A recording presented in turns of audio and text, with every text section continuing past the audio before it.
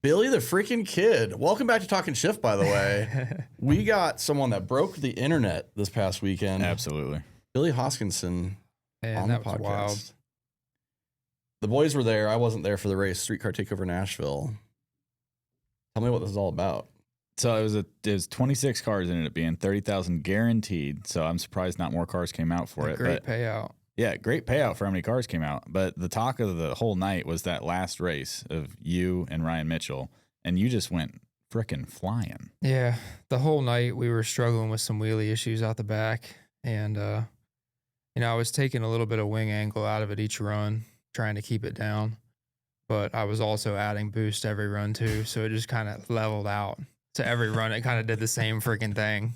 Now, every other pass, you had the ability, because you were racing, you were out by a good amount. You could like pedal it a little bit and set the car down nicely. But that one was you were racing Mr. Ryan Mitchell, which I think everybody knows is one of the fastest guys on small tires right now. I think first round, we had that little S10, and the track wasn't very good yet, and it didn't wheelie much at all on that run. Second round, it wheelied pretty good against Witch Doctor right at the end, but it was like right on the cone it came up. Mm-hmm.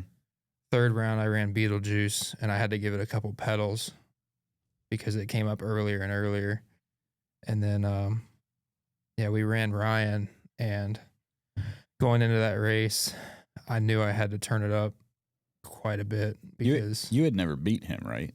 No, ever. No, and we've been racing together 10 years at least. I mean, we've raced at the pad, we've raced War in the Woods, all over the place. I don't know. I'm not sure what the track record is, but he's probably beat me about 5 or 6 times. What was the surface like there? Yeah, what was the surface like? Because it's pit lane road. You don't, and it was completely virgin, so you don't know what you're getting until you make the first pass. Speedway. And it was water. It was water burnout, so it didn't really get sticky. And obviously, that's never been raced on before, at least in the last, 5 years. Mm-hmm. I heard they did it a long time ago there, but it was pretty challenging in the 60-foot. Like, we were only going like 1.4 60 foots, but through the middle and out the back, we were going speeds that I've never done on asphalt. Really? Yeah. It was just the best asphalt surface you've probably been on? I don't know if it was just me or like the changes that I made the week before, but we picked up about 8 to 10 mile an hour. Just making some 4-link changes, and that's a monster number in an 8th mile right there. Yeah. What mile an hour were you at the finish line most of the time? 158 to 160, depending on if I had to lift for the finish line. Now, the thing with these big wings that everyone has, they put traction down, but obviously they do that apparently. You and the Vanilla Gorilla were having the same problem with the wing angle and everything. How are you guys going to manage that type of stuff moving forward? I think one way is how Ryan is doing it now with the active aero. He's got like some air solenoids or something on it where it flips up when he leaves and then slowly tips back as he's going down the track. That would help substantially, I think. And I think there's even better ways to maybe do it so that it's on a table built into the computer to where if you have wheel speed, it tips up. If you have less wheel speed, it tips back based on front versus rear. There you go. And to clarify, we look at the wheelies at SGMP, No Mercy. Like, a lot of those are power wheelies. They're putting down like 3,500 horsepower, and the back tires just outpowering it. Anyway, yours is mainly a lot of power, but mainly aero. Was the road flat? It was very, very flat, yeah. I mean, it's for NASCAR cars, so it's got to be. Yeah, it was pretty smooth, I thought. Your wing is just pulling the air down so much to plant the power that it's pulling the front end up, and between putting more power in it and taking less of that out, you just a lot of the cars that are putting wings on, they don't get to that speed yet. Obviously, obviously, bro. No, I haven't seen any other cars do that. Yeah, but some of them are. What was it like? It felt like I was literally taking flight. It felt like lifting off in a plane. Momentarily, you did.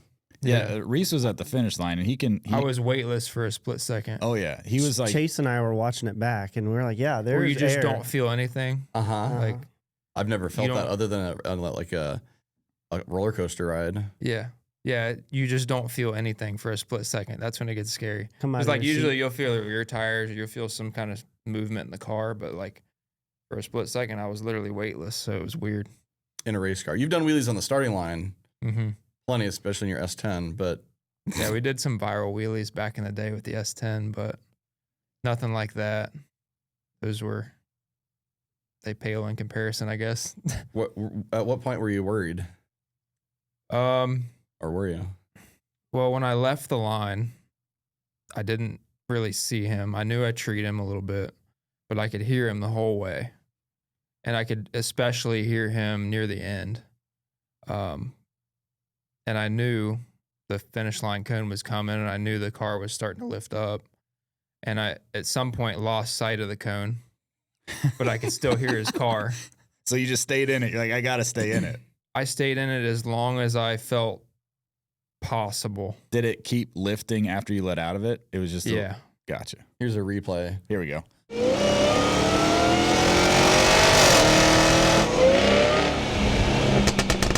We are giving away this 2023 Escalade V plus $20,000, or we have a straight up cash option of $100,000. Right now, every dollar you spend on 1320video.com automatically gets you 5 entries for a chance to win the car and the cash, or a lump sum cash payout. With a 6.2-liter supercharged V8 boasting 682 horsepower,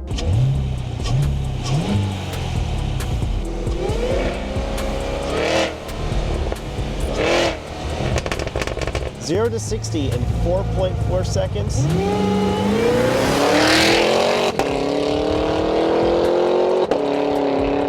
Lowered on 24-inch Forged Star wheels. Plush leather interior. This is where style meets speed. Shop now and get entered today for a chance to win. This is from inside, or we got a couple different angles. I had a GoPro on your car, and I had 2 on Ryan's car, one inside and one outside. How cool is this? BJ flagging a super speedway, Ryan Mitchell and Billy in the final. Yeah, you definitely treat him a little bit there. Left lane was definitely better all night too, though. Oh my gosh.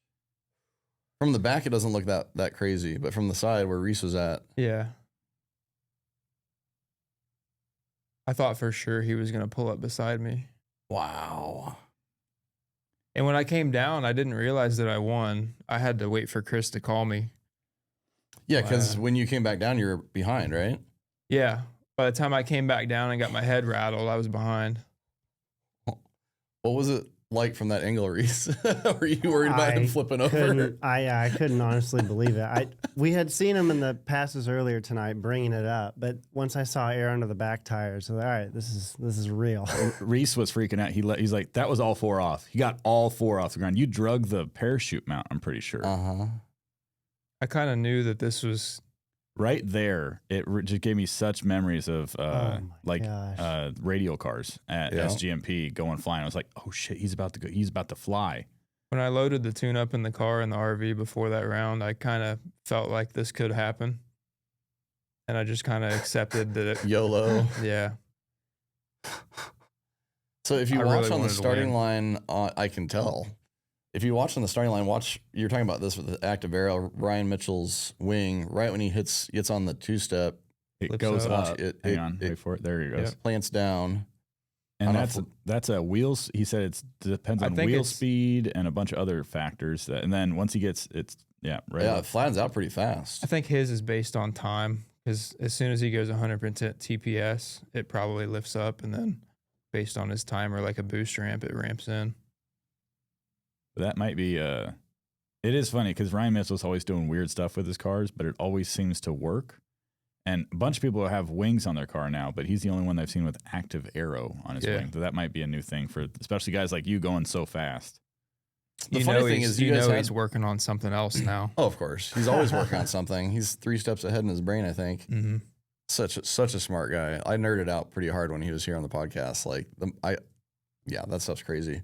But he had his pass pretty dang sorted out. You just pushed it past the edge a little bit too far that he didn't want to do. Also, every single racer we talked to said left lane is about a 10.5 faster than right lane. Oh. Every single racer said 10.5, 10.5, 10.5. So it was basically on the coin flip for who was going to have the better lane and who was going to hate those races. Yeah, but as soon as they flipped it, it was like Billy called heads. It was heads, and it was like, all right, well, all right. And that was the best pass I'm sure he could have done in right lane right there. And it was in his video, he said that was the best pass that he made all day, right or left. Nice. Yeah. But you know, the lanes kind of changed throughout the night. I don't know that it was still that way for the final, but when I was in the right lane earlier in the day, it was definitely like that. Yeah. I mean, regardless, beating Ryan Mitchell is no small feat. Yeah. You know? Yeah, it was. How many times do you think insane. you've raced him? Probably 6 or 7. Yeah, we First raced at the win. pad on that spot they call NASA. Yeah, we've Yeah. been to NASA. That was a That's great a cool spot. Fast. So just tell me what this whole experience is like. Like, I can tell you're like on cloud 9 still. I talked to you a couple days afterwards, and you're just explaining how wild this has been. How many views do you think there are on the videos and photos of this so far? I seen Streetcar Takeover's reel on Instagram. It was also tied to their Facebook. I think it had 6 million when I looked at it this morning. I looked at that Gabe guy, that big truck guy. Mm-hmm. He posted, I think he got the video from, or either that or he was at the big end, like way big end, past the start or past the finish line. The next day, his reel was at 3.2 million. Yeah. I had a local friend of mine that just reshared the video and slowed it down, and he's just a buddy of mine, and he got 2 million views on it. Yeah. So tens of millions of views collectively Combined, yeah, for in sure. less than a week. Yeah. So what's this been like? What's going through your head? Well, I knew it was big when we stopped at the truck stop afterwards, and we were checking the straps on the back of the car, and this trucker came over, running over, and he's like, "That's the car." I'm like, Right after the race? Yeah, right after the race. Literally the day after. And he's like, "Dude, I just saw this thing flying through the air. That was insane." That's wild. And I was like, I shook his hand, you know. I don't think he had followed the channel before that. Speaking of the channel, did you get a little bump in subscribers there after that? I haven't really looked, honestly. I did definitely get a bump on my personal Instagram because everybody was tagging it. Yeah. And then I went to dinner that night, and when we got back home, and one of my buddies was coming out the door, just somebody that I used to race with when I was little. And he's like, "There's the astronaut himself." That's great. The only 2 interactions I had that day, and it was like. Can you tell us a about little about the new car? Because the first time we had seen it was all-wheel drive versus rear-wheel drive. And I apologized to you at Nashville, like before we got racing. I was like, that was a race where I wasn't familiar with the car. And I knew Billy was there, but the entire first round I was waiting for Billy to come up, and I didn't recognize the car. And then everybody in our comments said, "Oh, Fred's acting like he didn't even know who Billy is." It's like, I didn't even know that was a car that he owned. I didn't either at the getting time. on you about that. I was laughing. Yeah. I was just like, everyone was flaming in the comments. I was like, I didn't know. I genuinely didn't know. But this time, You don't live on the internet? People take stuff way too serious. No, they assume since I do videos, you do videos, we watch all of each other's videos. We are the internet. We don't watch all of the internet. There's thousands of racers to keep track of. I mean, you're not wrong. You're not wrong. Yeah. But as far as the car goes, you bought it. Was it turnkey or as a roller? Tell us about that. I bought it as a roller out of Wisconsin. I went up to Wisconsin and got it. I found it on Marketplace, like most of my other bad decisions. And it was as a roller. The shop had it up there. A guy was wanting to turn it into a really fast. They were going to turn it into Outlaw 10.5 or something like that. They were starting to do it at like the No Prep Kings races. They added that class. So he was trying to turn it into that, but decided against it because he had to change a bunch of stuff to put a Pro Charger and a 400 in it. So they sold it to me.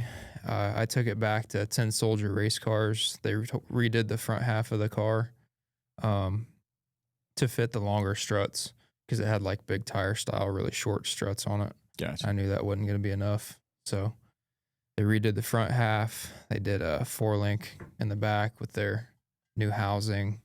They redid the firewall. They add the wing, or was the wing already on it? I did that with my buddy Mike Lane. He's another fabricator that is local to me. Gotcha. But yeah, the wing was something we added after. I didn't really plan on backside racing this car or doing asphalt stuff with it, but I wanted to test it one night, and I just took it out on the road and just to shake it down.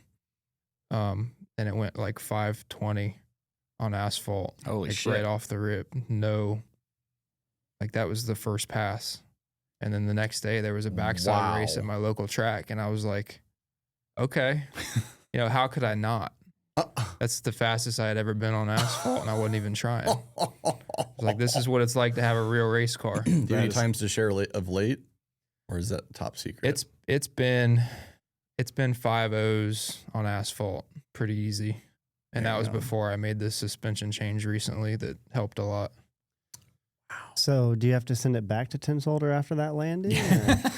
I thought about sending it back there, but they're so busy right now with acquiring racecraft and everything. That's a cool move. Yeah. Two great companies. I looked it over pretty good, and I'm going to take the struts off and make sure that they're not blown out. But the only thing that really scraped was some tabs that were under the front end, and they were real small, like thin tabs. That's where all the sparks came out through the engine bay. Yeah. Just some mounting brackets. Nice. Yep.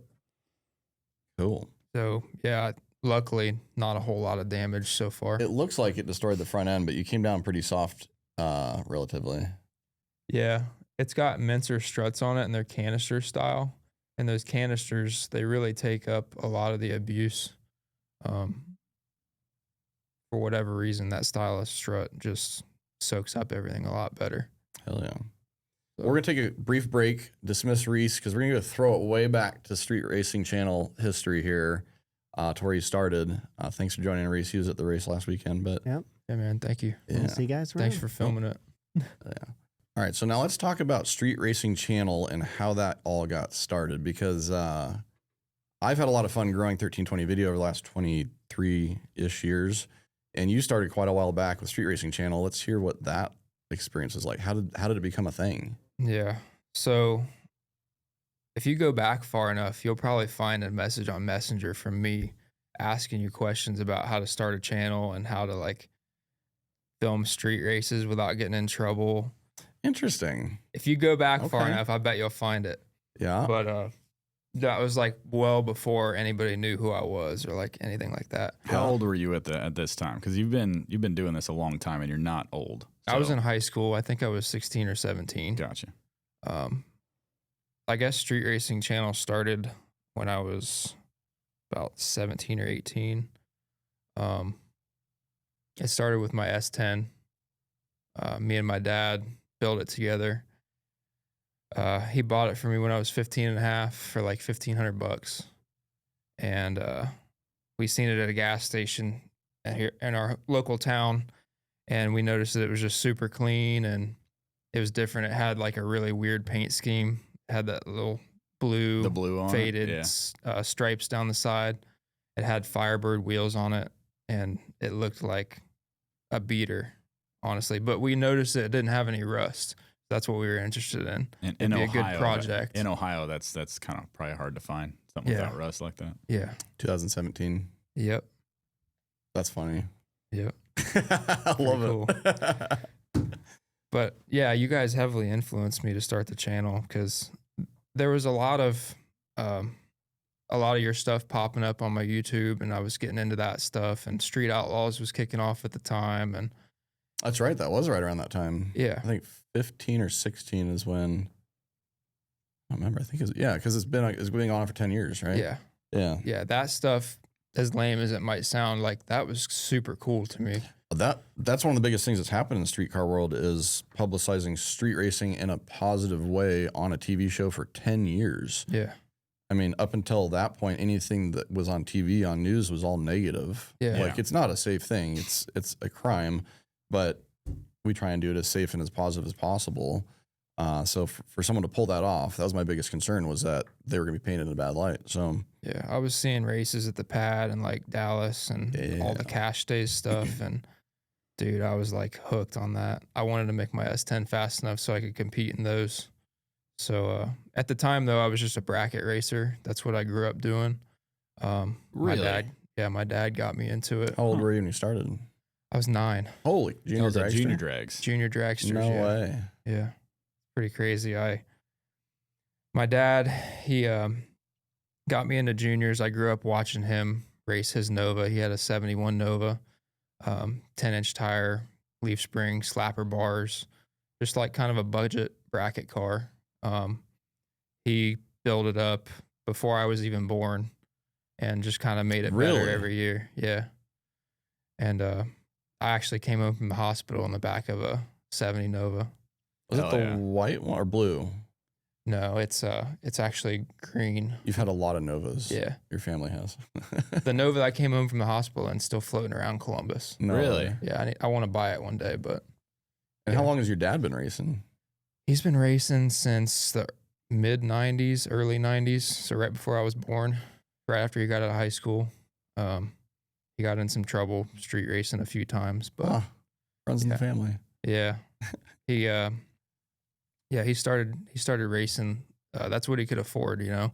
Bracket stuff was big back then, and you know, he didn't have all the money in the world to go and throw huge engine or big block in the car, so he just started bracket racing a little small block.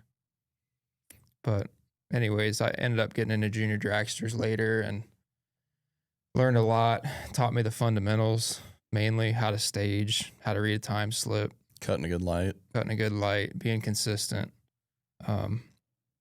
My dad was pretty serious. He's a very intense guy. I didn't know that. Yeah. He was a little hard on me when I would lose, but I think it shaped me to be really focused and not to get rattled easy. Now, when did you guys make the transition from bracket racing to we're going to go street race this S10? So there was a kid at my high school, had a Subaru WRX, and he would street race people with it all the time. It made like 400 horsepower, all-wheel drive. And we got to talking one day. We're like, you know, we should race. So we went out on our little local stretch of road, and he beat me like twice. And right after that, we like just went crazy on upgrades. Cause can't let that dang import beat you. Yeah, my truck was going like mid 11s at the time. What was the setup on the truck when you first got it, and then what was the first setup you actually put in it? The first engine was a 350 out of a Suburban. We went and picked up this Suburban. It was like an older, like square body style. It was all rusted out, but it had a good engine and trans. We got that. I think we put some aluminum heads on it, cam, just the normal little upgrades out of the Jegs catalog. And we put nitrous on it right away, actually, in the garage, and it never left the garage. We purged it through the motor with a 200 shot, and it blew up right in the garage. That's one way to learn it, I guess. Yeah, my dad was hitting it through the bang button in the garage, just making sure the nitrous would work. Because we use nitrous to bracket race sometimes. And we had the wrong jets in it or something, and the stock pistons did not hold up. Jesus. Yeah. When did we put all this time and money into this thing, like we built it together and like never left the garage the first time. And then we were looking for another motor the next day. Did you start the channel when you started racing that thing on the street? And that's why it's called Street Racing Channel, or what was the deal there? There was a period of time where I was street racing before I started the channel for about 2 years. And I was just going out, and I probably had like 40 wins and like 5 losses ish on the street before I ever started the channel. I was just racing anybody and everybody from Ohio, Kentucky, Indiana. That's a pretty good ratio for just starting out. It was awesome. Like I remember the first night going out, and this is back when people would race and didn't care about social media and taking L's. Yep. But I remember we raced like 6 times the first night we ever went out, and that's where I met CJ Buckner with Raggedy Ann. No kidding. He was out there with a Malibu, and he had never been beat on the street at the time. And I just pulled up with this S10, and we raced, and I was the first one to ever beat him. Really? And he was like a local legend at the time, you know, kind of. And it was, yeah. So then that started our friendship. But so did you start filming your street racing right around the time you sent me that message, or was that before? Yeah, I started filming right about that time, 2017. That's cool. Yeah. I get lots of messages like that, and I see I blew you off for the first one. Mm-hmm. Then you hit me up again. I was like, okay, he's actually interested.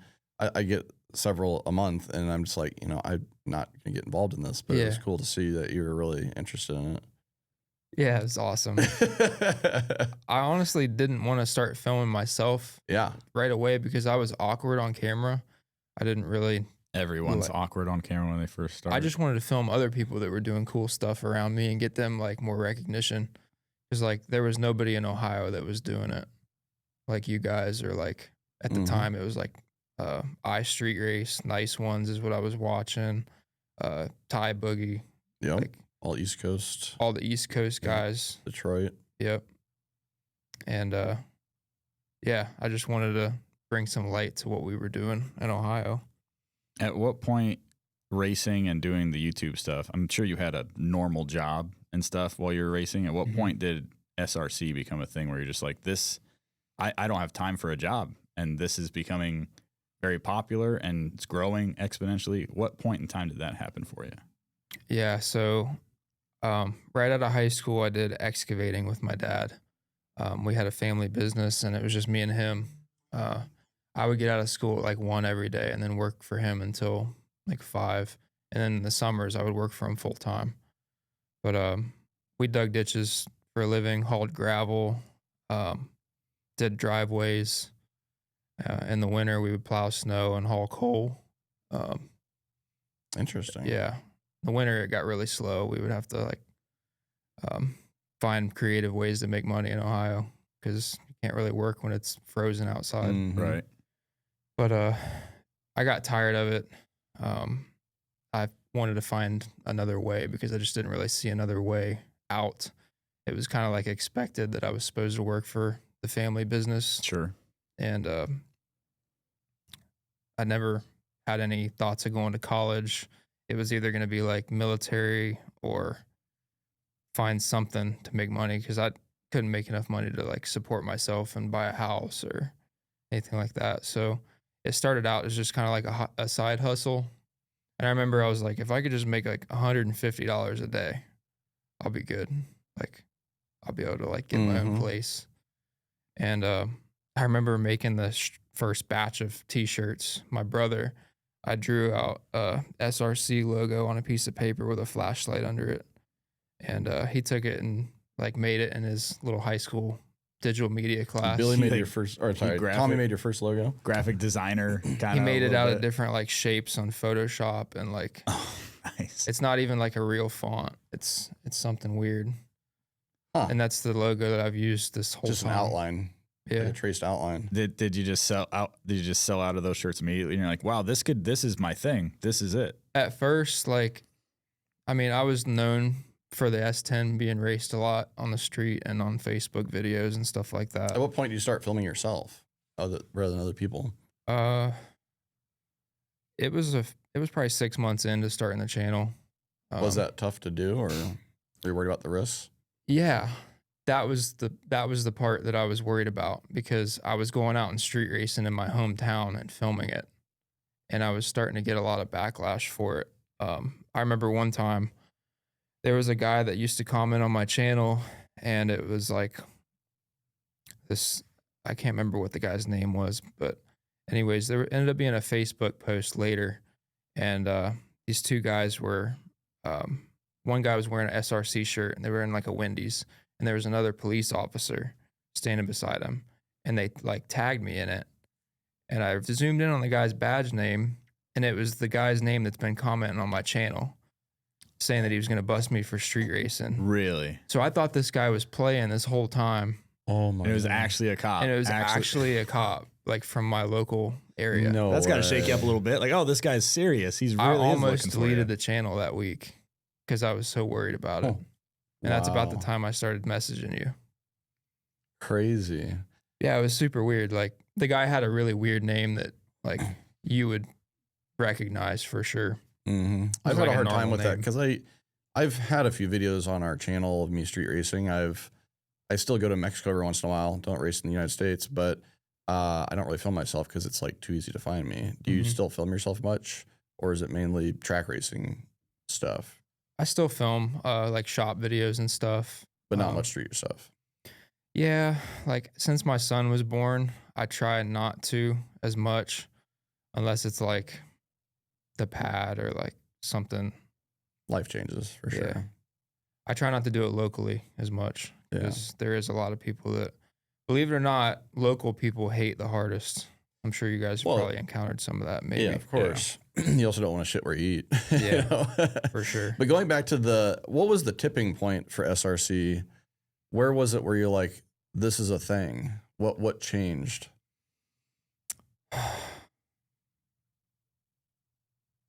I would say, I went and filmed the first Street Outlaws No Prep Kings race when it was at Bristol. And I filmed a video of Chief that went really good. It got like a couple million views. And I was like, at the time, you know, I was getting like 40 or 50,000 on a good video. On your YouTube, it got that much? Yeah. Wow. And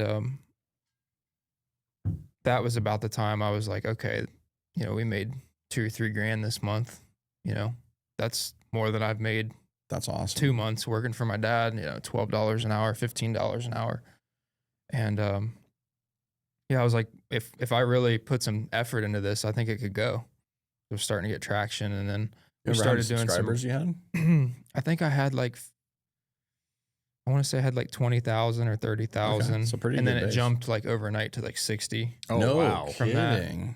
Yeah. That would definitely do it. That'd be like, oh, wow, this could be a thing. And then I got lucky. I had a video with Roman Atwood. He's local to me. Oh, And I didn't think about that. the track that I grew up at, Pacemakers Dragway, he was there just filming some videos.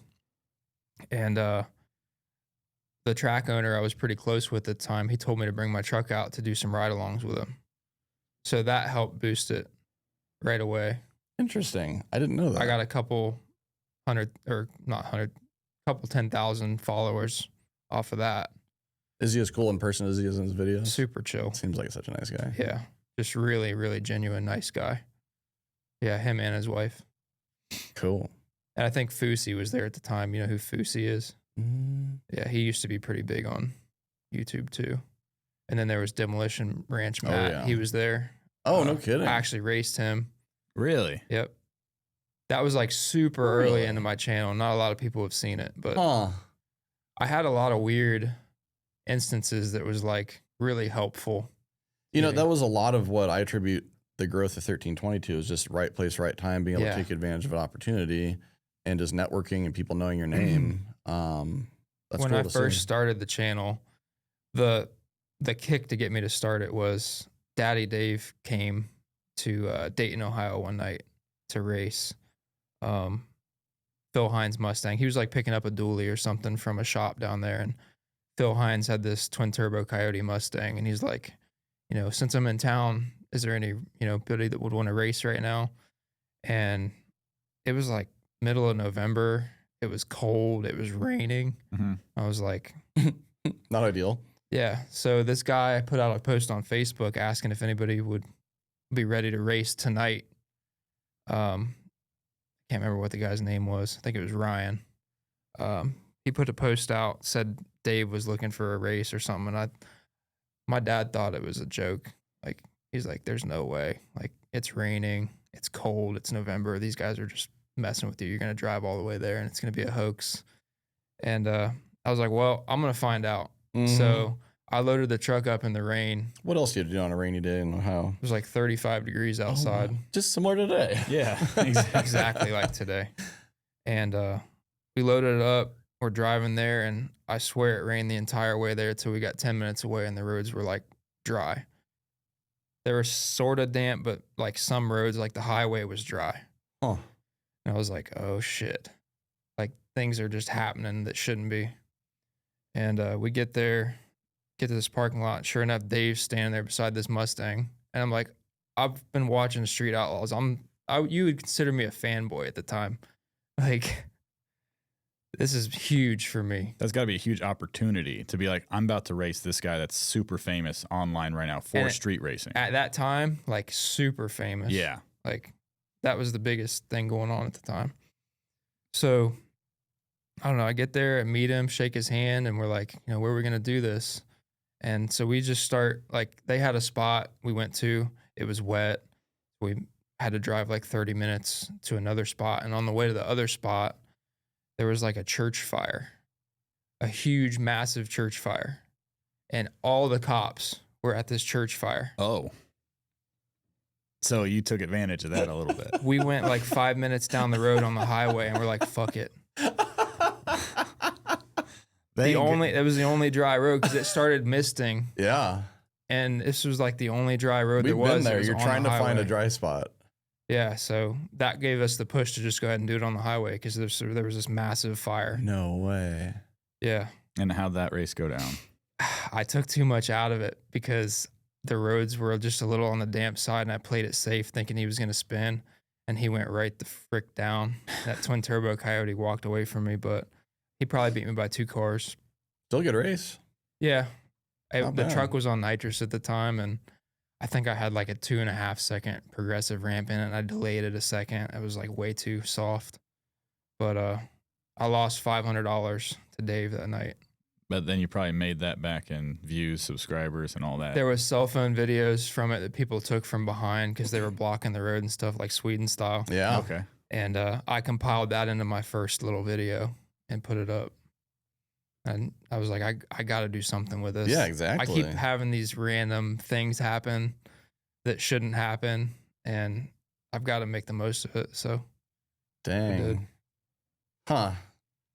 Crazy. That's so cool to hear how all started and the random things that just happened along the way to make it work. If I hadn't loaded that truck up on the trailer that night, I might not have started that channel. Yeah. So that was your first video? Yeah, it was like one of the first ones. One of the first ones. Really? I think I made some like little compilation videos for some other kids. And was that like 16, 17?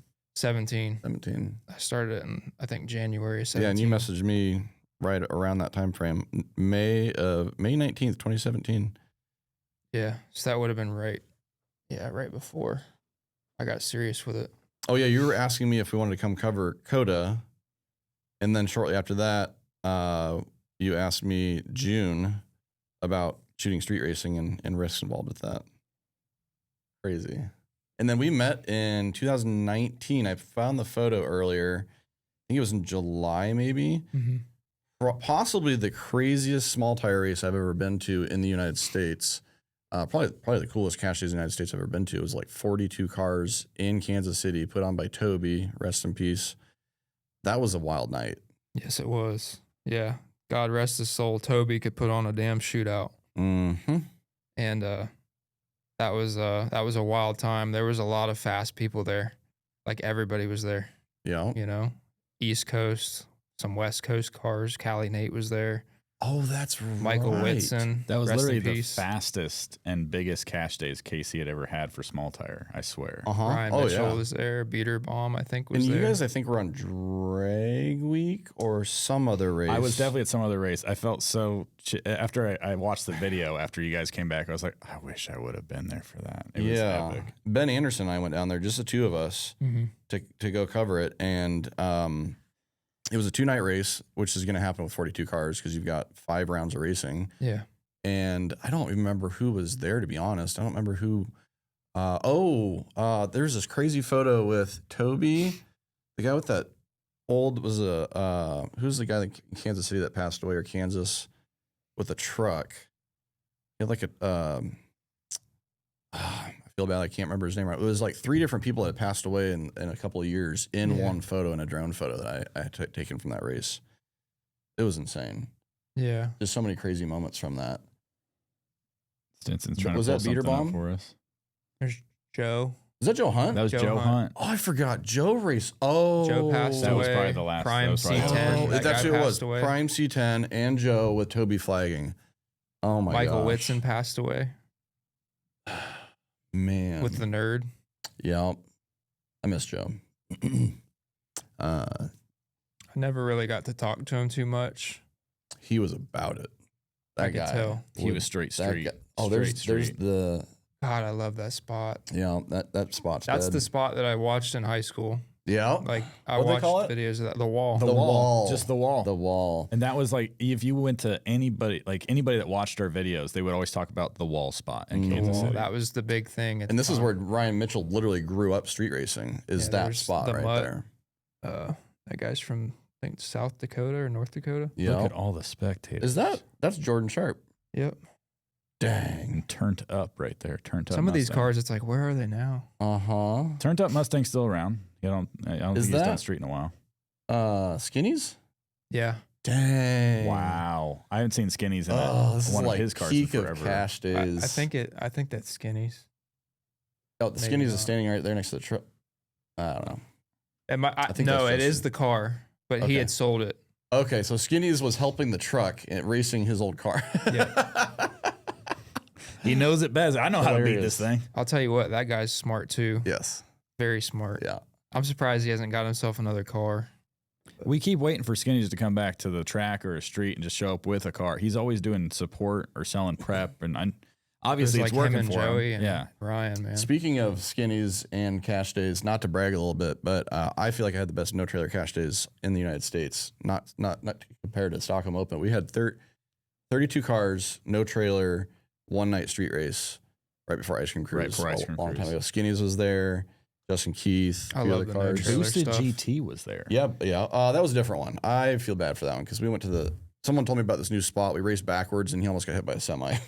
Oh my goodness. Anyway, I won't talk about that one. That was a 2-night cash days because I fucked up. Wow. So many memories, dude. What's your favorite street race you've been to? Probably at the pad. I figured. Yeah, there was a big shootout at the pad, and I was helping tune Tommy's Falcon, and we got him to the finals against Frankenstein. Was that the New Year's deal? Yeah, Right. we usually go there on YouTube. Frankenstein, the C5?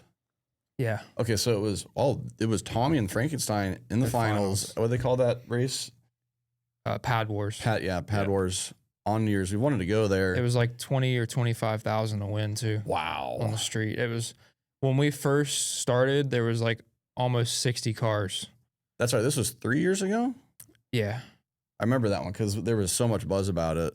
Too much. yeah, One of the reason exactly. it was so hard to do. Did a bunch of people leave Yes. to thin out the field? I would say about a third of the cars left. Did it take 2 days or 3? It took, I think, 3. Yeah. Jesus. Yeah.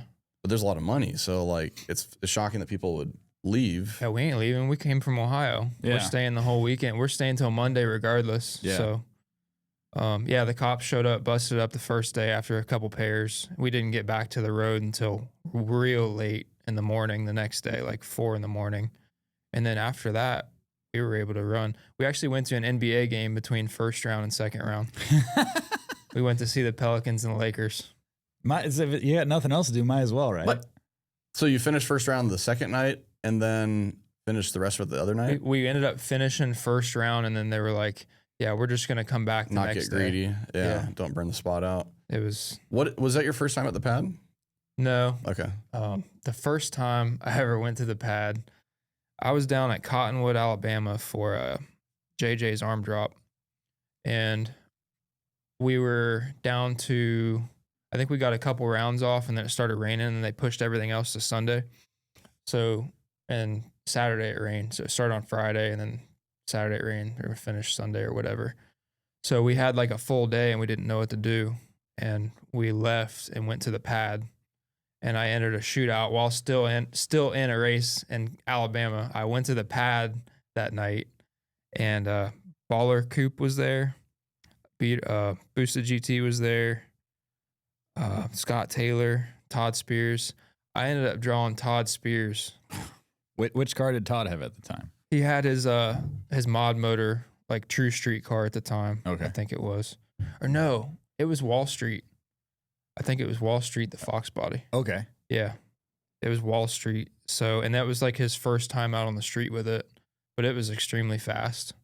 And Todd's really well known around there. Yeah. Like I drew him, and everybody's like, well, good luck, you know? I ended up beating him first round. And then I went through like some pretty heavy hitters on the way to the finals. That was probably my second time at the pad there. But I ended up racing Baller Coop in the finals that night, and we split some money.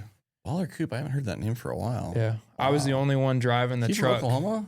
He's from he was from Oklahoma or because Texas. I filmed him way back. Yeah.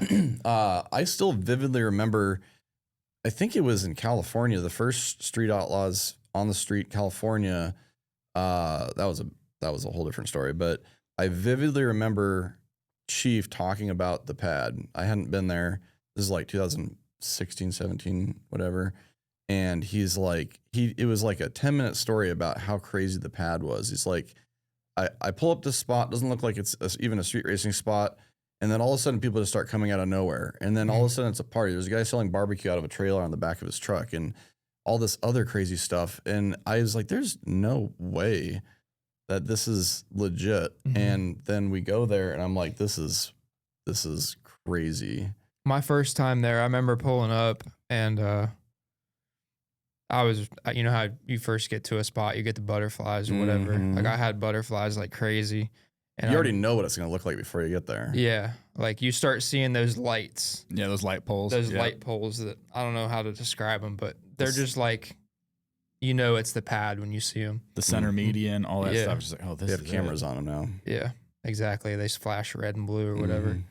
But yeah, I remember seeing it and I was like, this is insane. Like I've seen it in videos, but this is crazy. Like there was probably 2,000 people out there.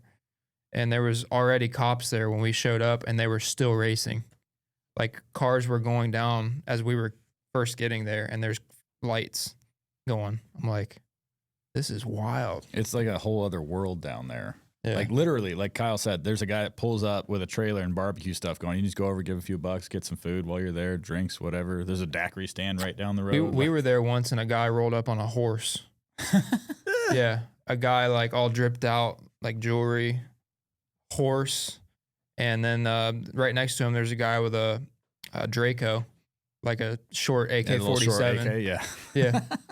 Just in his pants. Like honestly, the best street racing spots in the United States are sketchy, hood, very cultural, and that's what I love about it.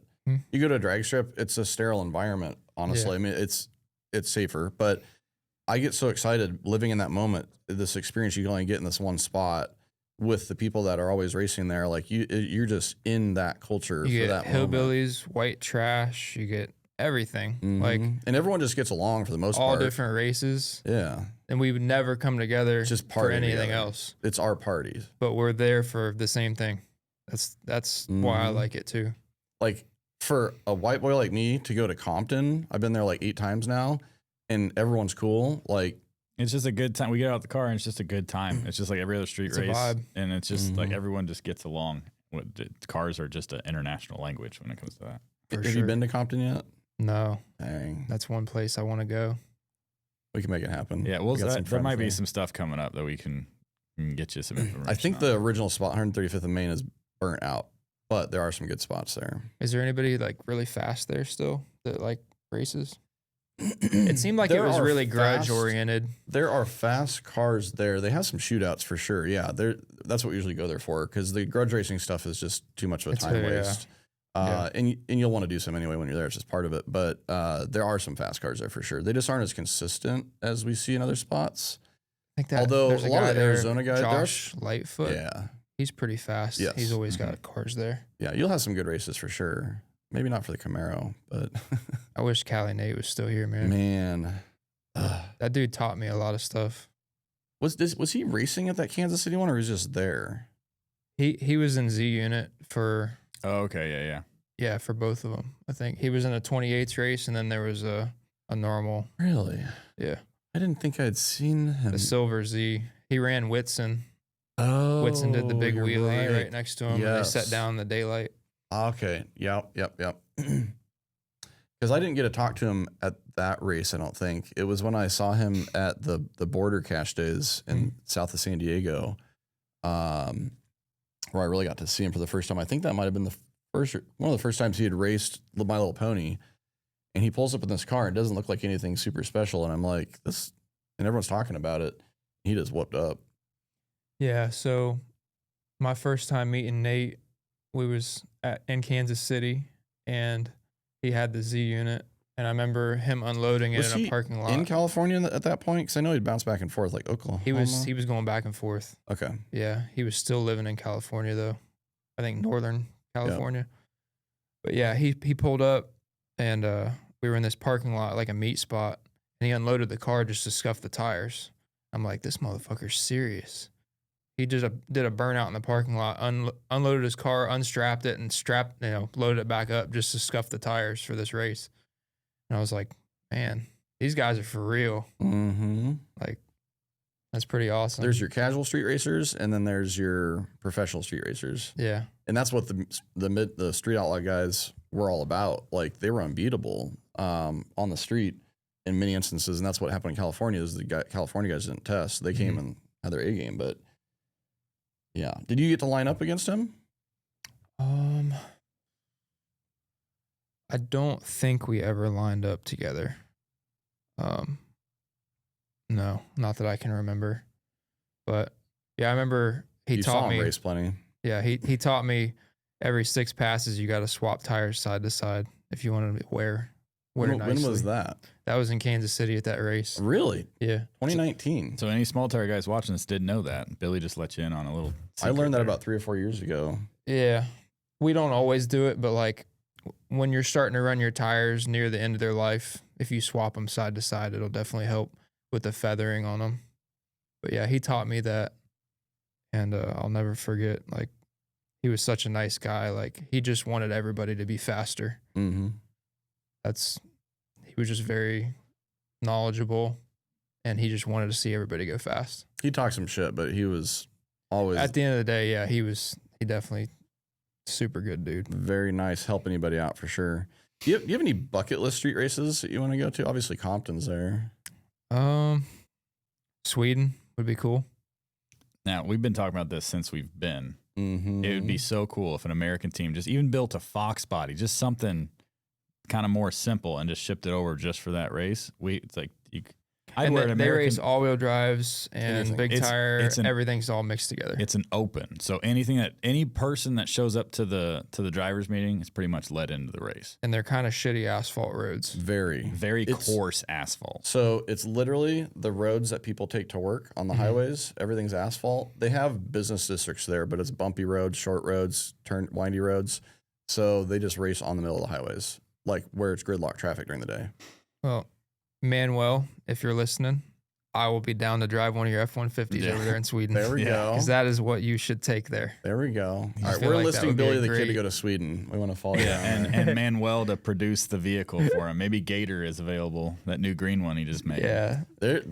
So when we were there, it was 8 years ago. We just released our video last week or just a few days ago. Just a few days ago. And we waited for a while for some reasons, but where was I going with that? Lost my train of thought. Happens to the best of us. Yeah. So what I would recommend is take a vehicle over there. It's going to take you a few weeks to get it there, get it through customs, stuff like that. But they have races leading up to that. So Stockholm Open is at the end of the year. It's their like Super Bowl. Mm-hmm. But they have small tire races, they have big tire races, and they have some open races as well. They Leading do up like to airport stuff, or they have they a do track? have, yeah. There's one track over there, but most of the street style races are on asphalt runways. But they have street races that lead up to the Stockholm Open. And going on since the year I was born, 1982. Yeah. Wow. Really? 34 years. There's been a few where they didn't have the race. There's a few where they moved it from the street to the track. But, what I was saying was 8 years ago when we were there, all the technology was super old. There was maybe like a few 5.7 liters. Nitrous big block was like the main thing there. Blow-through. Now we go over there, it's twin turbo LSs. Like they've really stepped their game up to what we have over here. Yeah. Mm-hmm. Yeah, they've got different cars. Car that won was like, 1,400 horsepower, twin turbo LS BMW. Oh, yeah. Yeah. Very light. He had a top fuel hatch. Yeah. Sunroof. I've seen that one, I think. So cool. This was a wild car. Stinson just pulled it up right there. That was that's like E30, and then it's race. And then that right there is one of those clown shoe Z coupes with giant tires on the back, LS twin turbo. Just like they've really stepped their game up with. Does anybody setups run that they use. 28s rear wheel drive there, or is it all like pretty much? The guy that won was a big tire car, but there are small tire cars. They're just, I think it's been big tire cars the last few races that won. The roads definitely look a little bit challenging. This road had. You see how coarse that is with the lights shining on the ground? Yeah. That's how it is every single spot. I was at this road pretty much every race we went on. So there's probably a dozen races on this road by the time the final happened. But there's still not that much rubber on the road. You can see him. Yeah, that car in the right lane made a decent hit. Yeah, that's the car that won it this year. Probably a 550, 540. I think it was. I think he said it was 540, 530. But literally, normally, the Stockholm Open, the way it works is there's no one at the spot up until the cars roll up, and there's like 100 spectator cars behind that block the road, and then there's a divider in the middle, so the cops can't get from the other side. There's a few roads that don't. The cars do 2 burnouts, water burnouts. They don't really have a good prep that they've found to work. They do have track bite.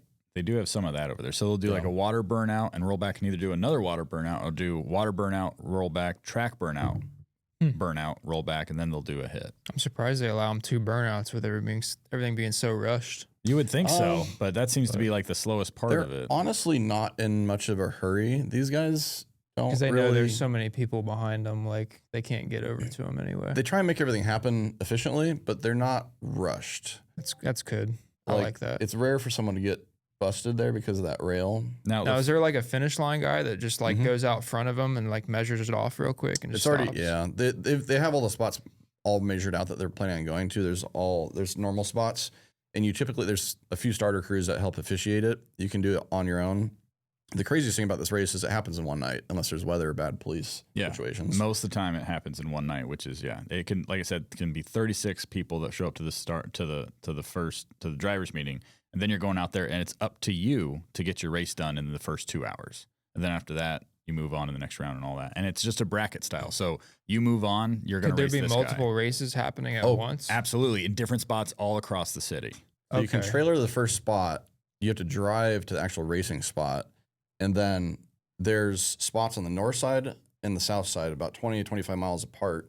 And so whoever draws each other gets to choose where the first person chose where you start. Whoever calls in for the next race first gets to choose where the next racer that calls in is going to meet you at. So if you're on the north side and want to be a bully, you tell the south side guy to come up.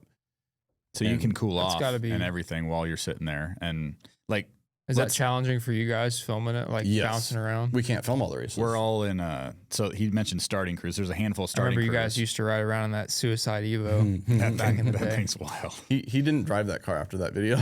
Really? Yeah, he sold it. A little too much attention. Yeah. It was a fun car to ride in. Scariest thing I've been in. Yeah. That dude was flying around. 160 for like 5 minutes. Well, they have these. They have the starting crews that we just hop in with. It'll be like a starting guy, security guy, finish line guy. So as soon as we get to the race, finish line guy's running to the finish line, starting line guy's there, security guy's making sure nobody's getting past the starting line. So it's just like the pad. Like BJ's very militant about not letting people pass the starting line, just like that. And then we just hop in with them. So as soon as we get to the race, we get out and we film all the stuff, and then we get back in and leave.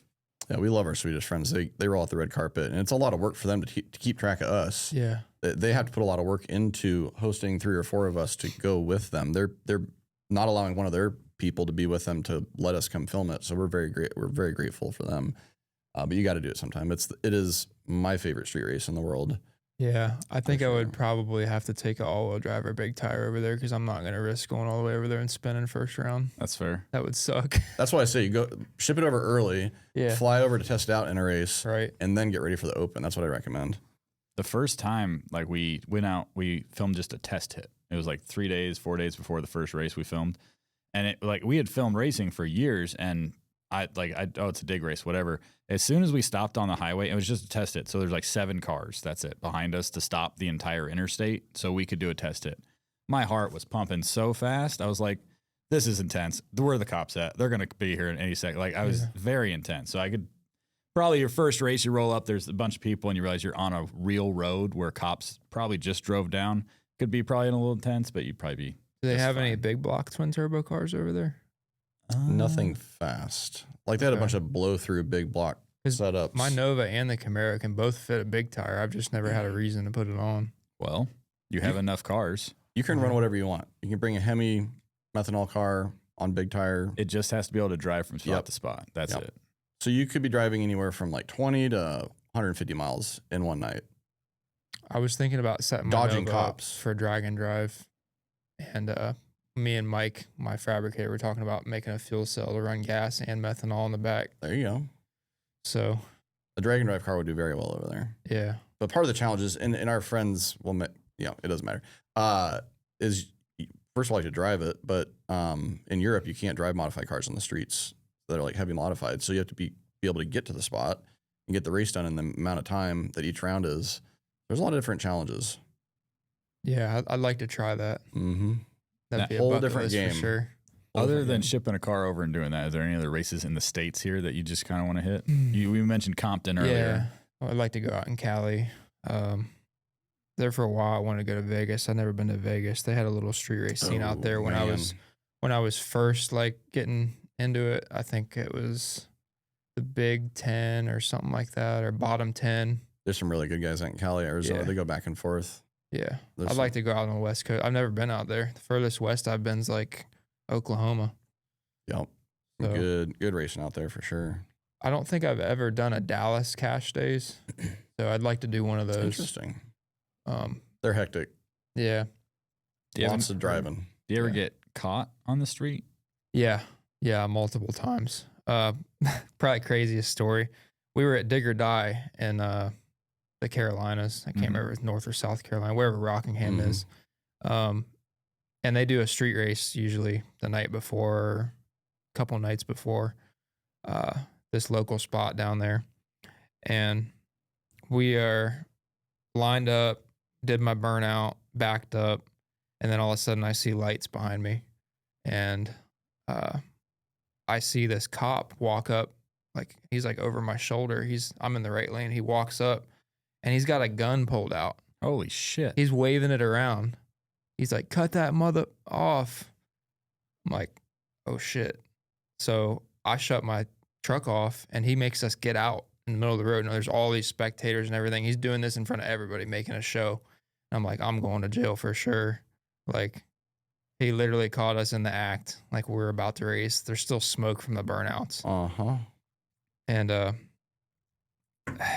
he's just giving us all kinds of hell, making a scene. And then he like walks us over to the cruiser, and then he's like, all right, y'all get the fuck out of here. I don't ever want to see y'all here again. I'm like, I can't believe we just got off. Like, that was insane. But yeah, there's a video of it on my channel a long time ago, but you can see the dude had a gun out and everything. Do you think it's because he didn't witness a race and only burnouts that he couldn't arrest you, or what do you think?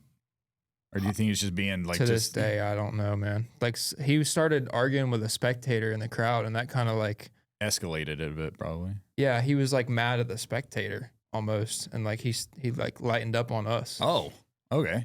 Yeah, it was super. I get so lucky. The biggest thing I can find is you just don't want to disrupt a cop's day. Yeah. If you're going to argue with them and make their day worse, they're going to make it worse for you. I'm an idiot. I'm always like super honest. Yeah. Like, dude, we're just trying to have a good time. Like, I think they respect that. Yeah. I do. I don't know. That's wild. He had a gun pulled and you just got let off with a warning. Yeah. They just walked away. Yeah. Clifton told me later that the guy that was putting the race on, he's like, he knew you guys and he was just trying to fuck with you a little bit, but I didn't know that. Like, no one told me. Oh. So he probably didn't have any plans. He just wanted to. He was a fan and he was trying to make a scene. The cop? Yeah. Wow. What? Wow. Yeah. Okay. The gun's a little much. Yeah. Huh. That was very interesting night. Oh my God. Any other close calls? Or Yeah. Have you ever actually been arrested for? I got caught. Haven't been arrested. Okay. Actually, get really lucky, but better knock on this table. Yeah. yeah. I got caught when I was like 18 or 19 racing in Columbus, where we're from, right by Rickenbacker International Airport. Stady. He was sitting in the median about 330 feet. And we were lined up to race. I was racing like this 1,200 horsepower Cummins. And yeah, Didn't check the road, huh? we seen a Charger coming, right? We seen like Charger headlights, silver Charger. And we like stop, shut our cars off. And the flagger gets on the phone to the finish line guy, and he's like talking to him. And all of a sudden they're like, "Oh, it's good. It's fine. It's just a random Charger." And they let us go down the road. Was it very clearly not just a random Charger once you got up to it? the lights came on at 3:30, and I seen him in the corner of my eye, and he said I got clocked at 1:14 when I came by at the 3:30. It's almost as good as getting a time slip, I guess. Oh my gosh. There's But some basics. the guy that I was racing kept going straight. Yeah. So I went left at the first stop that I could find, and I was gonna run. I was stupid, like young. Mm-hmm. I was waiting to see who he was gonna follow, because he's gonna follow one or the I other. hate that moment. And I seen him turn left behind me, and then there was like 4 more behind him. Oh. So like they were all fucking ready. Yeah, not a good time waiting. to run. So I actually passed a vehicle, like trying to get away at first, and I'm sure they saw it. And then I eventually saw like all of them, and I was like, I'm just gonna pull over. Mm-hmm. So I probably ran for like, I don't know, 10 seconds, you could say. And then he was super pissed. The guy came up, and I had a GoPro pointed at him. It wasn't recording. I forgot to hit record. But he seen the GoPro pointed at him, and that made him even more mad. Yeah. And he was trying to make an example.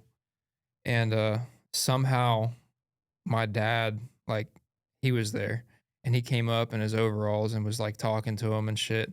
And somehow my dad smoothed it over. Your dad could probably smooth anything over with just about anybody. He has a way of talking to people. I'm just like, man, he's just I love nice talking to guy. your dad. Yeah, he's awesome. He somehow smoothed it over. Wow. I don't know how he did it, but I got out of there. He let us drive the truck home on slicks, nitrous bottle between the seats, open. And at the time, there was a law in Columbus, if you had an open nitrous bottle and you got caught street racing, your shit was automatically crushed. So Oh I my thought it was God. done. Everything we had built, I thought was done. They crush cars? Yeah, Oh my gosh. And this was still with the S10. In yeah. Ohio? That's Yeah. crazy for the Midwest. Yeah, there was somebody that got killed, and they made a law if you I see. get caught street racing with an open nitrous. It was some weird law. Mhm. But yeah, I thought for sure we were done, and we got out of it. And then I ended up going to court over it and got the reckless. I got a street racing ticket reduced to a reckless op, and I had to start an event to get that reduced to try to get people off the street. Really? You had to Yeah. start a track event. Yeah, that was the stipulation. Really? What event? It was Pacemakers Cash Days No kidding. is what they called it. Yeah. That's actually a really cool idea. Yep. Yeah. Huh. So And then that got you into running events? yeah. So me and my dad started running events at Pacemakers because we got caught racing on the street. No Like way. that was the stipulation. Like we had to try to get people locally off the street and on I've the track. never heard that That's before. that's the best way for a cop to do that, honestly. Yeah. Huh. And then what other events have you run? Because did you help put on the race at the hill Yeah. originally? Yeah. Because So I always wanted to go to that race. yeah, KD Dragway. Mhm. We stopped doing events at Pacemakers at a certain point, and we moved to KD Dragway. And it was a different owner at the time, but we called the events Midnight Madness. Yep. That's right. Yep. And that's how I learned of that track originally, was through your videos. Yeah. We had this idea. We were like, we want this to be as much like street racing as possible and feel like street racing. And street racing often doesn't happen during the daytime, and everybody wants to come out at night, and that's when no one else has anything going on. There's no excuses. You got to be Mhm. there. So we did it, and the first one we had like over 1,000 spectators there, and that was like the most the track had ever had. Wow. And at the time, I was flagging the races. I was doing the chip draw, everything. That sounds like the first time we went to what's War in the Woods track? Brown County. Yeah, we went there after Yeah. Streetcar Takeover Indy, and there's like 1,000. It was the most people they had at that track too. Yeah, and that track didn't race at night Nope. until then. No. Like they only had a couple generator lights. It was dark. Was that the race where the S10 Mhm. went into the tree? That might have been the second one that they've had, but yeah, all I could find was they had a little hot dog stand. That was it. Yeah. Yeah. Midnight Madness grew pretty big. Yeah, I saw that. I always thought that track was downhill from your videos because it just looks. Every picture video you see of it, it's What's such an up with optical this? illusion of it. It's just like, what the hell's going on? And then you get there and you're like, how are they shutdowns on a hill that's like Mhm. 45 degrees up? It's Not many wild. people knew about or saw that track until we started doing those events there, because it was up until then, it was just a little test and tune and bracket. Well, now that's like on the bucket list of several of our fans of tracks to hit. Like Mhm. that, Yellow Belly, Brown County. Yeah, from the angle when you're zoomed in, it looks like it's like this. Yeah. You didn't realize it's flat, and then there's this ridiculous hill. And we wanted to go so bad that we literally flew back from Alaska, got like 1 day of sleep, and then drove to Ohio. One to day go at home to do laundry and cut our Video lawns. does it no justice. Look at young Billy. We tried to show we This was probably the third event, but I mean, it was packed. Yeah. Kyle took his drone and it's got a elevation thing on it, and the top of the hill is 150 feet elevation change from the starting line, which is just wild. Yeah. And the thing with that track at KD is you guys can't slam on the brakes right away. You have to wait till you get on the hill. Mm-hmm. That's so wild. You know the Prestons with Mamaw? Yeah. Mm-hmm. So they had a huge rivalry with, there was a car called Granny at the time. It was Mamaw and Granny. They went back and forth, and they were in the finals like 5 consecutive races there. And everybody just loved seeing those two cars race. They were both small block nitrous at the time, would leave really hard, flames. It was really cool. Do you have a favorite just single race or single competitor, whether it be street or track? Just a single race you're like, that, you're really proud of that one, or that one was wild or anything? Yeah. So, I mean, Ryan obviously was big. There was another guy that raced locally in Ohio for years, local street racing legend there, and just known as like a really good wheelman. His name's Hong. He drove this black Nova, or still has it, black Nova, white stripes, big block twin turbo car. Used to be nitrous, but he beat me like 7 or 8 times in a row within a couple years, and just nobody could touch him. Like, he was winning everywhere locally. And I finally beat him at KD one night. At your race? No, it was at Limpy's first cash days at the Hill. Okay. It was a pretty good one. Like 13,000 to win, 40 some cars. Yeah, that was one. There's a few races I go to, especially usually my first experiences, where I'm just energized the whole time. Even during downtime, I'm just like, this is awesome. And that was one of those races. I loved it. The vibe at KD is pretty cool. Other than when the power went out and all that, whatever happened, that was really frustrating. I'm like, are you kidding me? It was like semifinals, I think, the second day. This was back when the S10 was still carbureted and blow through. I remember those memes. Your dad just carburetor stuff. There were so many memes and shirts. And so we've mentioned your family a lot, and I wanted to get into that. What's it been like growing the channel with your family? It's been a roller coaster, honestly. Like, when I started the channel, I didn't think about making it a family-oriented channel. I just wanted to show racing. Mm-hmm. And then my dad kind of branched off and did his own thing with his channel. And he how long into it did that happen? Probably 3 or 4 years in. I didn't think my dad would ever start his own channel. I didn't think he was having a dad YouTuber. Yeah, YouTuber it's is a different. Dad? It's different because like we're always filming something, you know. Yeah, like the content never There's no stops. off time. Yeah, that's what kind of. I love that his weird. channel is a completely different feel than your channel. Yeah, he like voiceovers everything. Yep. He does a really nice job with it. It's almost like a little TV show, but it's just a different style than what I do. And I think for the viewers, it's great because it doesn't seem like you're watching the same thing, you know, even though it's the same family, you get lots of different sides of it. Different experience. Yeah. I never intended to make it like super personal, but it became that pretty quick because when you're showing everything, like your daily life, people get really sucked in. We've seen the struggles along the way. What's been the biggest challenge? Like, where did you draw some lines some places, or? Yeah, it's definitely been a struggle in some moments. Like, some people see things that you may not want to see. You get made fun of a lot at times. Like, there's been times where things go viral or go on the internet that you wouldn't want. Whether you can't unwind it. Yeah, you can't unwind it. So you just got to do the best you can to navigate it, and just be true to yourself, I guess. Like, it's weird. Social media is a weird thing sometimes. Like, there's so many people out there that get drawn into somebody's personal life. We've considered going down that route of vlogging, but then like, when do you stop working? It's like, do you have enough personal time, or is it just always work? Yeah. Yeah.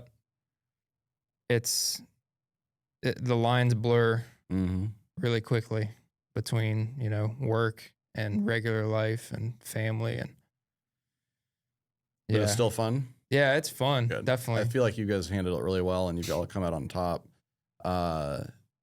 You all have your own different thing, and then Billy's got his own thing. I'm sorry, Tommy. Tommy's got his own channel now too. Yeah, I'm really proud of him and Allison. I've made a few appearances in there in funny ways. But it's crazy to see the three of you branch off into different types of channels. Yeah, and they're all a little bit different. They all feel a little bit different. And, So Tommy helped create your first logo. So he's been involved literally since the beginning. Yeah. Yeah, and Tommy's been like a key to why my channel grew the way it has, because back when I first started, he wasn't racing at all. Really? Yeah, he raced juniors with me when he was little, but he kind of stopped after a while. And then did you bully him out of it? Did you beat him a bunch? Is that what happened? No, he was better than me. Oh, okay. He won more than I did. But my dad, like I said, he was really hard on us. And I think Tommy was just like, you know, this ain't for me. Gotcha. So I can take it a little bit more. And he was just like, he kind of was more like sheltered by mom a little bit more, I guess you could say. But I tried to toughen him up as best as I could. I can see that. You guys are a good team. Yeah. Putting him in the Falcon and have it do wheelies as much as he does, I think probably got him in the right mindset. Did he do a lot of the filming for you originally? Yeah. When you were racing? So I was like, man, I really think we can take this channel to the next level. I was talking to him one day in his little video game room, because that was all I did at the time, was play video games. And I remember I was like showing him the analytics and stuff. And I'm like, if we can just make like 2 more videos a month than we normally do, and we film this and that, and like I have more angles, we can make the videos better, and it's already doing pretty well.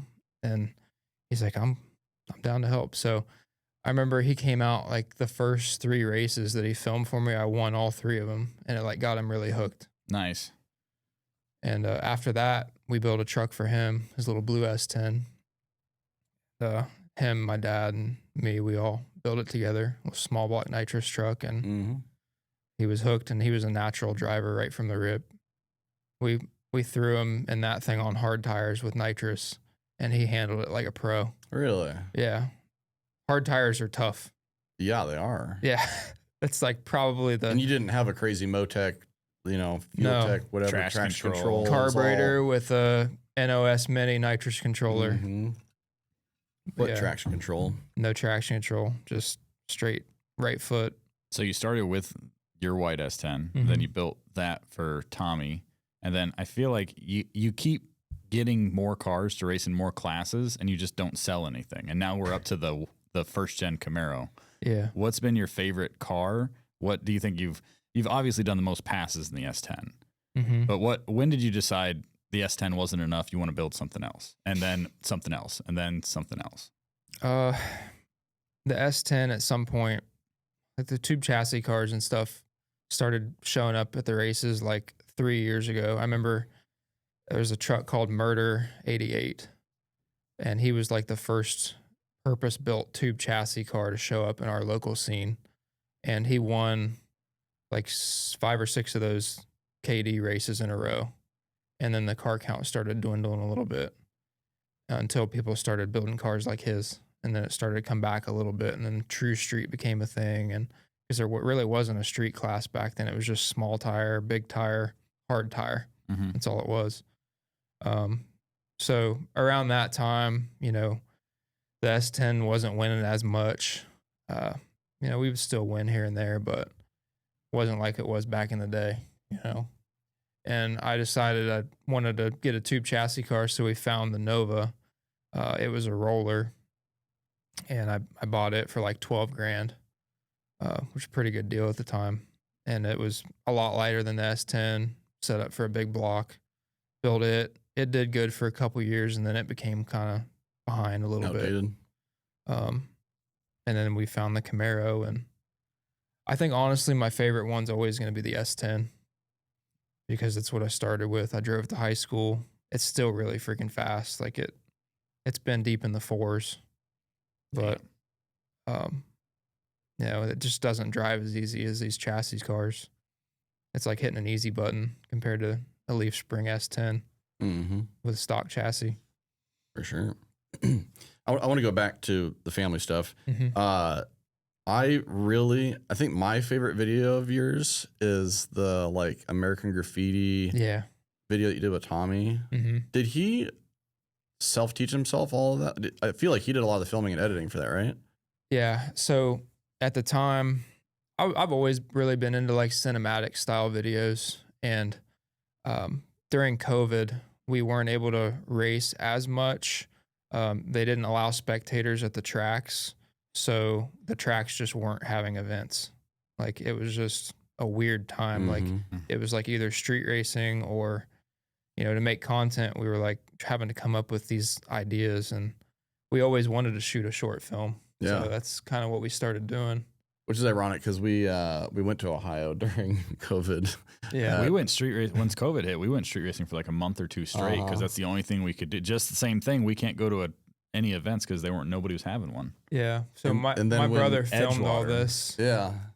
We only had one camera, so we had to film everything in multiple takes. Yeah, redo it like 5 times like the movies. And, it's not as exciting as filming action. Yeah. It's pretty boring. It was so fun though, filming stuff like this. I almost crashed my S10 filming this. There's a police chase scene in the end, and there's like a cut scene where it's like a blooper, and I tried to drift the S10 on drag radials and skinnies in the front around this corner, and I just took it way too fast, and I almost went down in a swamp, and it almost rolled over. I'm surprised it didn't, but. Where do you meet? How do you know this guy? That guy's local. He does car shows in Ohio, and I can't remember who got us in touch with him, but he ended up being a really cool family friend later on. Like we still keep in touch with him. Yeah, he shows up at some of the events when we go to Northern Ohio. Yeah, my dad like directed everything, and yeah, we acted the best we could, you know. Really. I mean, what else are you gonna do? It's my top video. Is it? Yeah, that video has made like over $25,000. Holy shit! It's on its own. It was a long video, and it had like I think a couple million views, or something like that. Yeah. So have you considered doing any more? I would. Yeah. It's just racing's kind of taking over life. Getting everybody together to do it, and like it was so much easier to do this during COVID because everybody was inside, and we didn't have permits to film any of this. So yeah, like, no one was going down the roads. We actually street raced in some of the scenes. Yeah. And we actually could have got caught. And like this stuff right there, I'm actually doing this. Like, and he's impersonating a police officer for sure. That 100%. Was that the sketchy part in the truck? No, this is one. We just I forgot about that shot through the field. We had so much fun filming this, man. It's on radio, so it's getting no traction at all. In the grass. People don't know this, but my dad was actually driving it right here. No kidding. Yeah. Holy cow. I think everything was sped up about 5%. Yeah. That's movie magic right there. But no, and we had the car jacked up to get that shot. We jacked the car up. The speedometer? Yeah. To get it smooth. Yeah. I know trying to film and this one, it was actually going probably about 140 here. Jeez. I think you guys are ready for the next Fast and Furious movie. Unofficially in Mexico. Oh my god. On a closed road. We're idiots, dude. What? Any other favorite movie or videos that you've shot that are like we did a shorter film before this one. It was like 12 minutes. It was called The American Ride. We got my grandpa's 55 running after like 15 years of sitting. Just and then like this was like the first thing we did with it was like film this. Is that the black one you guys have? Yeah, got a lot of history. Yeah, I remember that one too. That's my son's mom, Molly. Oh, we had a really fun time filming this stuff. You look super young back then. Yeah. Jeez. Yeah. people bitched at me because I didn't open the door for her. I wish I would have refilmed that. God. I can't remember why I didn't, but Yeah, in the 50s, 60s. the radio didn't work in the car, but we made it seem like it worked. A different time. Played Tallahassee Lassie. We're just trying to like do something different, you know? Like my influences growing up was like Fast and the Furious, Dukes of Hazzard, American Graffiti. So we're trying to kind of mix it all together. I can see that. What else? What's your favorite tracks you've been to? Or races? Favorite tracks. Or race spot or anything. You mentioned NASA. Yeah, NASA was fast, man. Fast. I couldn't believe we pulled up there because I'd never seen that road, and we were racing at the pad. We got kicked out of there, and they're like, we got another spot right down the road. And I'm thinking, okay, it's not going to be near as good as the pad. It was faster. I'm like, there's not that many roads in America that are as fast as the pad. Yeah. And this one's like 5 minutes down the road, too. The pad's like, in the middle of summer, it's rubber. Yeah. We showed up there, and I raced Ryan Mitchell, and I was in the S10, and I got the jump on him off the light. I'm always having to like tree him. And I remember I was out on him for about 330 feet, and then his big block twin turbo just came running by. And at the time, this was like 5 years ago, but he was going like 150 on the street back then. I'm like, what is this guy on? He's a mad scientist, I swear, like, when it comes to setups. I went like a 520 then, and that was flying. That was as fast as I had ever been on the street or the track, pretty much. I'm like, this guy probably just went like a 5.0 on the street next to me. What about War in the Woods? How's that experience as a racer? That is, there's nothing that beats War in the Woods for me. I think that's probably the best one I've been to. I want to try out World Cup though. I really want to try World Cup and try some radial stuff. I want to branch out and try different forms of drag racing. Huh? Seeing Billy the Kid at MIR would be a wild experience. Yeah. What vehicle would you take? I think the Nova fits Warriors class pretty well. Okay. Warriors versus Trace Cordos. It's been quarter mile. I went to the Christmas tree race that Cletus put on. True. And it went 690 at 201, and we like didn't know what we were doing. Really? All we did was change the gear, and the converter was still like the no I remember that. converter. I remember you guys getting excited about the 6. Yeah. Yeah. It was was a Christmas tree. With a Christmas tree on the roof. So I'm thinking like if we optimize the car and like really put effort into it and take the Christmas tree off the roof, I think it could go mid-6s pretty easy. So I'd like to try that maybe next year. I put in a request to get on the list for this year, but I haven't heard nothing. Yeah. Sweet. There's a lot of races that I want to go to, but I just can't think of them right now. What kind of ET do you have to be competitive in that class? 620s, 630s wins, but they blow up a lot at that ET.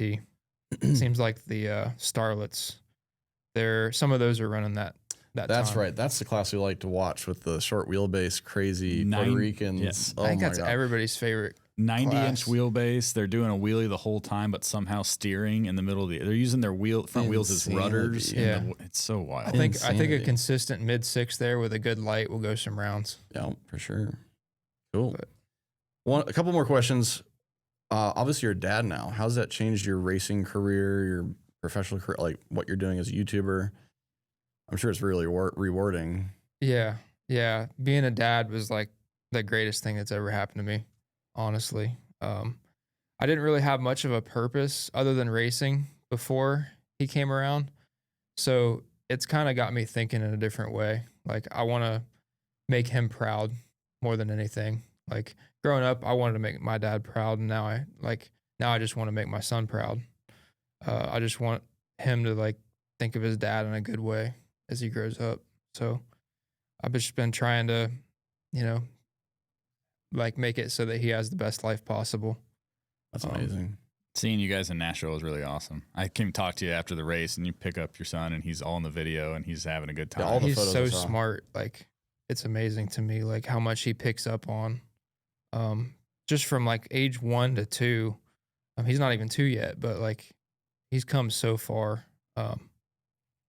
Just every day is something new. Like he's learning so much. And he loves cars. Like that's his favorite thing. He just runs around the house making motor noises all day and pushing cars around. So what's next for Billy the Kid? Street Racing Channel? I don't know, man. I'd really like to branch off into some different forms of drag racing a little bit and just be a dad. Like that's what I'm focusing on now. Like the whole family thing is kind of what I'm worried about now. And it's cool that you have a job that's flexible. You don't have work hours that you have to be at. Yeah. Yeah, that helps a lot. My family helps a lot with watching them when I go race. You know, I'm on a podcast. Yeah. Yeah, and on a podcast. Yeah, I called my mom yesterday and I was like, "Can you watch Wyatt for the day?" She's like, "Yeah, no problem." So it's good. You know, she quit her job. She was doing medical coding to be able to like be a full-time grandma just to help out. So like she's a godsend. My mom is the best. Yeah, you're very lucky.